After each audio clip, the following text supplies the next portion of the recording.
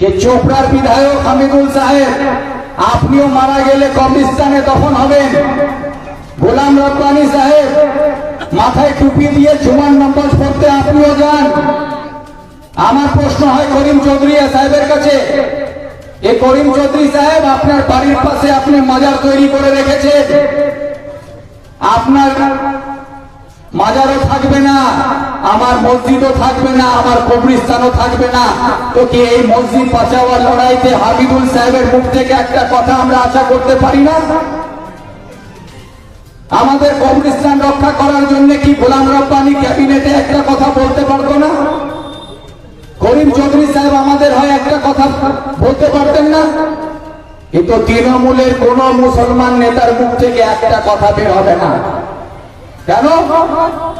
এরা ইসলাম ধর্মের মুসলমান যারা আছে, ইসলাম দরদি আছে, তারা এই দরদটাকে সহ্য করতে পারছে না।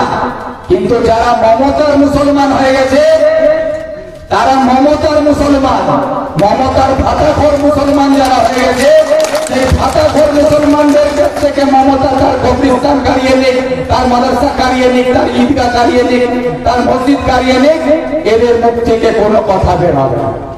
এই ভাতাখোর মুসলমানদের হাত থেকে আমাদেরকে, ইসলাম ধর্মে যারা আমরা মুসলমান বিশ্বাস করি, আমাদের সম্পত্তি রক্ষা করার লড়াই আমাদেরকে করতে হবে। ওয়াকফ অ্যামেন্ডমেন্ট অ্যাক্টকে বাতিল করার লড়াই